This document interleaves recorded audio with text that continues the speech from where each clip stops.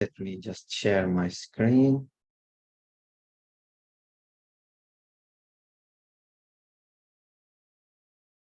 So you can see my screen, all right? Yes. Okay. Thank you for this kind invitation. So today, the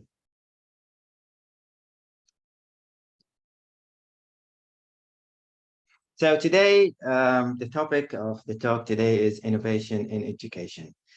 So to start, here is a quote. Let's look at this quote and reflect on it at the beginning. In our dream, we have limitless resources, and the people yield themselves with perfect docility to our molding hand.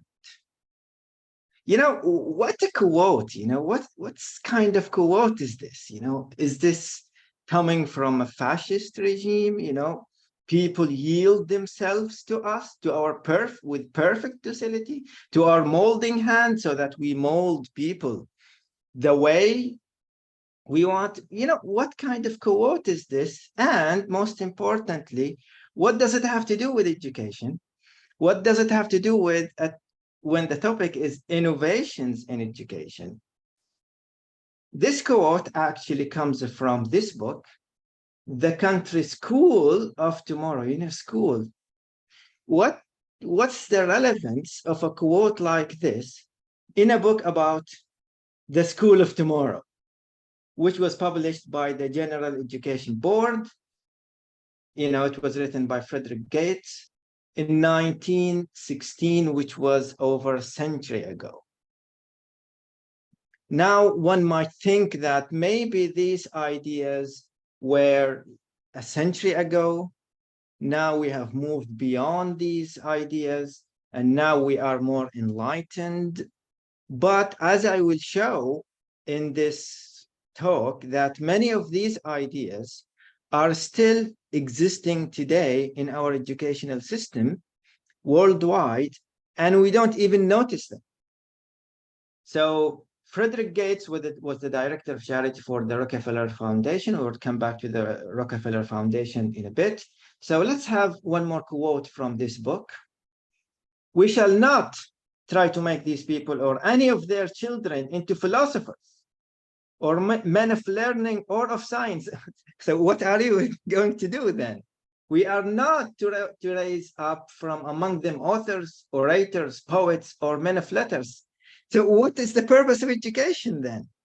We shall not search for embroil great artists, painters, musicians, nor will we cherish even the humbler ambition to raise up from among them lawyers, doctors, preachers, politicians, statesmen, of whom we have now ample supply.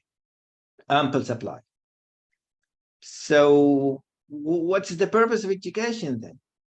We will organize our children into little community and teach them to do the perfect way the things their fathers and mothers are doing in an imperfect way in the home, in the shop, and on the farm. So the idea of education, according to this, you know, what we call today is vocationalism. The purpose of education is not to make people philosophers or people of science or authors or poets or people of letters, etc., etc. It's to make them do, not think, do the things that their family or people around them or their society need them to do, which is vocationalism. We'll come back to this in a bit. So Rockefeller, you know, one of the richest people in history, and he was the founder of Standard Oil Company. And he established the General Education Board in 1903. This was over a century ago, but this General Education Board had an important and significant influence on shaping education in the United States. And that model was exported to many parts of the world. And as we will see next, the principles of this type of educational system was based on what companies need, big companies and capitalism. And many aspects persist today, as we will see. So, neoliberalism is the economic and political ideology emphasizing limited government intervention in markets, privatization, deregulation, and individualism. Neoliberalism is a big topic, and we are not going to talk about this idea today. Instead, we are going to talk about neoliberal education, which is what students should learn, and the value of education is relative to their individual prospects for future earnings. Again, vocationalism. What you study is the value of what you study in school or in college or at university. Its value is relative to how much money you are going to make afterwards. This is a very big problem for education, and as we will see, it still persists until today. So let's play a game. Okay, let's imagine that a typical family, an average family, had a child, a teenager, and that teenager decided to quit school. They might be in middle school, they might be in secondary school. The question is, what are the parents going to say to convince their child not to quit school? Okay, let's have some options. Is the parent going to say, you have to continue school because if you don't, you will miss out on acquiring knowledge? Or is the parent going to say, no, you have to continue your education because otherwise you will miss out on important life skills? Or you will miss out on being a better person? Or you will miss out on future job opportunities? Clearly, D is the most typical response that parents will have in this situation. No parent is going to say, oh, you have to continue school, otherwise you won't be a better person. There is no association in our society between education and being a better person. You go to school in order to get a job in the future. It's not about knowledge or life skills. Just get a degree, get a certificate, get a high GPA so that you have better job opportunities in the future. You know, if we think about it this way, there are a lot of problems in this philosophy of education.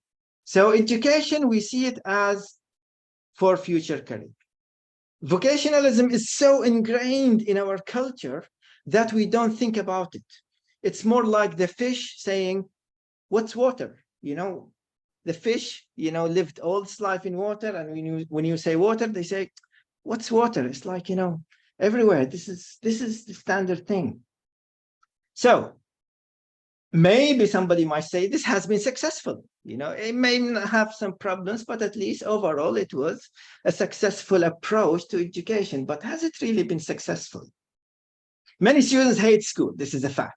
When you say, oh, you know, when they have vacation, they will just, nobody's going to say, oh my God, we have vacation next week. What are we going to do? Nobody is saying this. Will just enjoy the vacation. They will wait eagerly for vacation. When there is, for any reason, school is shut down, students just enjoy it.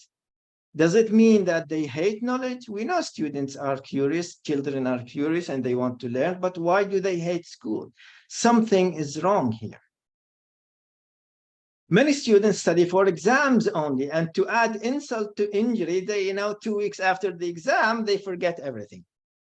So learning is exam-oriented only, and, it's not even durable in many cases.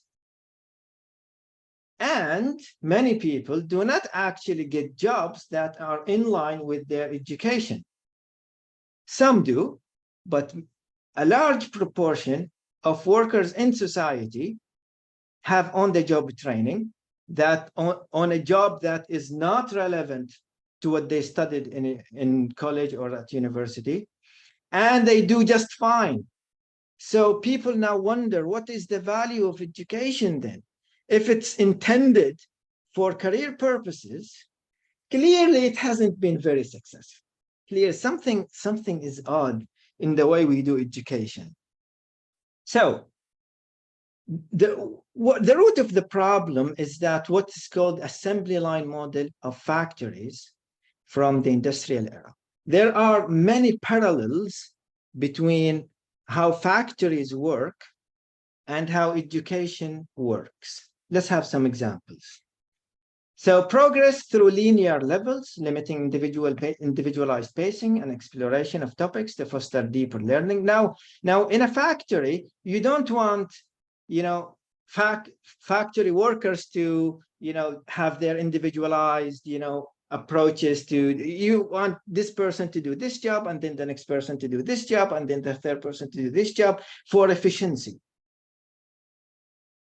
Standardization, you have uniform curriculum, uniform pacing, you have uniform teaching methods and testing, and students accumulate credit hours semester after semester. Again, even the concept of credit hours comes from factories historically. You have bureaucracy, you have hierarchical structures, you have rigid rules, you have top-down decision making. There is little room for creativity and autonomy. Again, in a factory, you don't want creativity and autonomy. You want people, you want to work at the higher level. Yeah, you may want innovation, but at a lower level, workers in a factory, you want them to follow the system for efficiency purposes. You have division of labor. Teachers specialize in particular subjects. They have little knowledge about what students are doing in other classes, just like factories. If you are a worker in a factory, you do this job, finish your shift, get your wage at the end of the day or the week or the month, and that's it. That's your job. Just do your job. Time management. You have structured modules with certain class periods, certain breaks, little room for flexibility. You have to go to class starts at this time, at this minute, and finishes at this minute.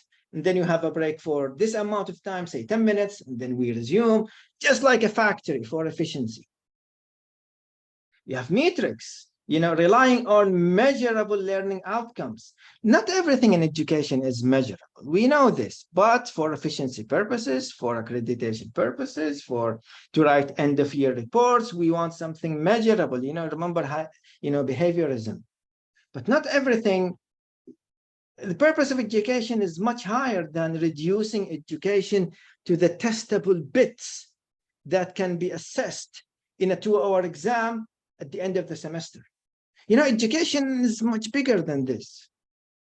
We always hear that, teach what you test and test what you teach. This is clearly a reduction of education to only the things that we can teach. That we can test. Depersonalization, learners are grouped in batches based on their age, which is kind of the date of manufacture. Textbook example of how factories operate to achieve efficiency and reduce costs. And then career orientation, students study in order to, teachers keep telling them, parents keep telling them that you need to study in order to have a job in the future. Now, again, going back to that metaphor, the fish saying, what's water? This is what we do every day.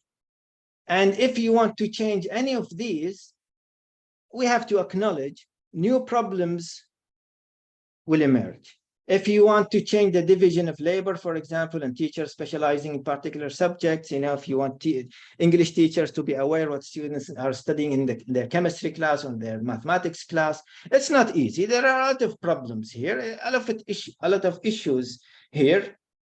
But here where innovation in education comes to place. Innovation is not easy. Innovation is not about a new teaching technique only, or a new learning strategy. This micro level, okay, these are important on its own, but we also need higher level innovation. regarding the philosophy of education, the things we have been doing all along. There are many things that we were born into, in a sense. We came into the educational system and we saw things the way they are, and we never questioned these things.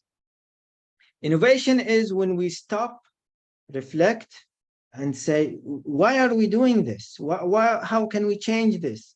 Yes, problems will arise when we change it, clearly.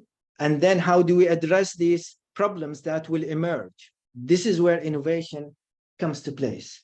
So I will give two examples of approaches that try to address these issues. The first one is mastery-based learning, sometimes called competency-based learning. So in traditional education, progress is time-based. You have to follow, you can't have the final exam in the middle of the semester, for example. That's how it works. The final exam comes at the end of the semester. You can't skip if you learn the subject well. If you are the best students in your class, you have to be like everybody else, like a factory, going through steps in a linear fashion. And at the end, you have a grade level that gives a global reflection on how much you learned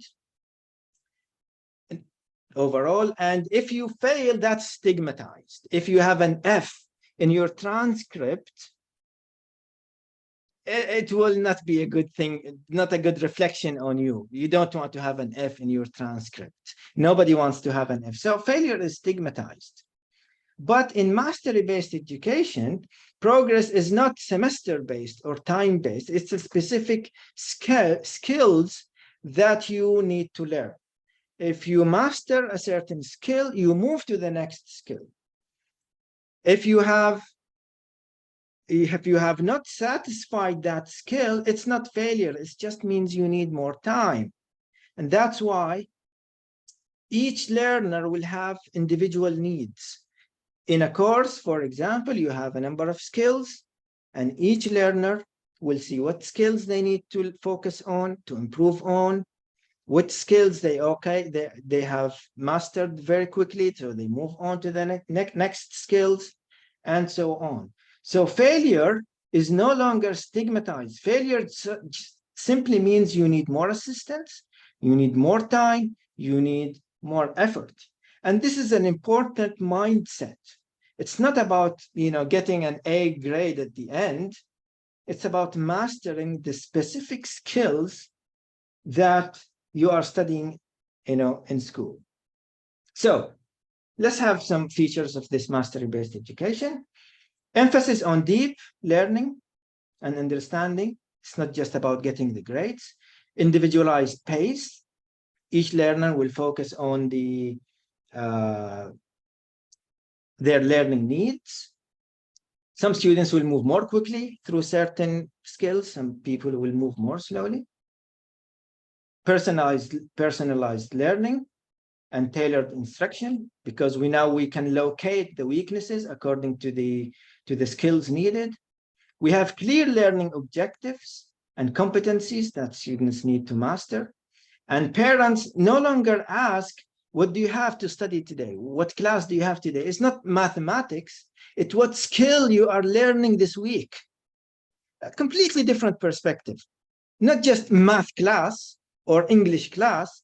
Many parents not even, may not be clear about the specific objectives that the students are supposed to study. Continuous feedback. If you are focusing on specific skills, then if you need feedback on what type of feedback you need. Little time constraints. So it's no longer bound by semester schedules and academic years. And focus on depth and not just coverage. Again, this is from the perspective of current formal education, this is revolutionary. And if you want to implement this in formal education, a lot of problems will appear. But again, here where innovation comes to play. researchers and thinkers need to think about how to address the things that we are facing and how to implement innovation. Let's move on to the second example. Ungrading. Why rating students undermines learning and what to do instead. So what is ungrading? In traditional education, the outcome is, you get a transcript with a letter saying A, for example, or saying 90% or 80%, and that's it. In ungrading philosophy, it focuses on detailed qualitative feedback. So just quickly, let's have some features of ungrading. No traditional grades, no A, B, or C, or 90, or 80, or 70%. Just instead, you get constructive and timely feedback. You focus on mastery. Grades are not the primary feature of education that students are after. It's mastery now. Self-reflection and self-assessment. If the goal is mastery, then students will focus on how much they have acquired the skills they need. You have flexible assessment methods like projects, presentations, portfolios, etc., etc. You have holistic assessment of education related to progress, effort, growth, and engagement of the student. Reduction of stress and competition. It's no longer about who is going to be first and who is going to be second. It encourages collaboration. And of course, it encourages student autonomy because the goal is not to get a grade at the end of the course, but to master specific skills and get feedback from the instructor. Again, implementing this ungrading philosophy, there is a lot of literature on it if you want to go and read. It's not easy, and this is where innovation comes to play. How can we implement these ideas and also address the problems that might arise when we implement them? So, to conclude, let's have a look at this quote. Education thus becomes an act of depositing, in which the students are the depositories and the teacher is the depositor. Instead of communicating, the teacher issues communiques or statements and makes deposits with the students patient to receive, memorize, and repeat. It's like a bank, the way we do education is like a bank. The teacher is the one who holds the knowledge. The teacher gives this knowledge to the students try their best to receive this deposit from the teacher and put them in their bank accounts, in which the scope of action allowed to the students extends only as far as receiving, filing, and storing the deposits.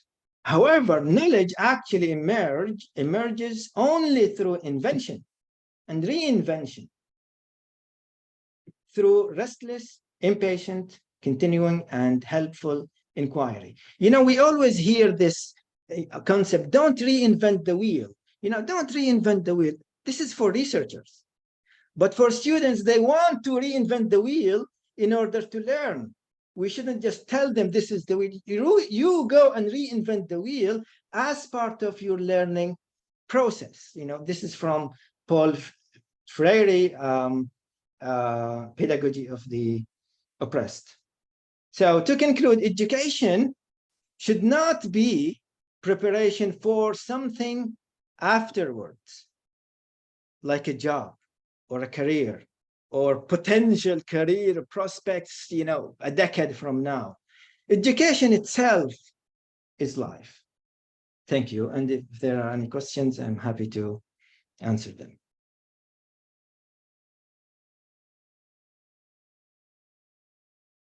Okay, so if you have any questions, you can write in the chat box. Thank you so much, Mr. Al-Hoorie, for a wonderful and interesting presentation on innovation in education. Okay, you have shared some valuable insights and vision with us, like, maybe inclusion and continuous learning. And I think that this is a collective responsibility, that the transformation of education is a collective responsibility. It involves all educators, policymakers, parents, and students on board. So let's work together to create environments. What do you say, participants?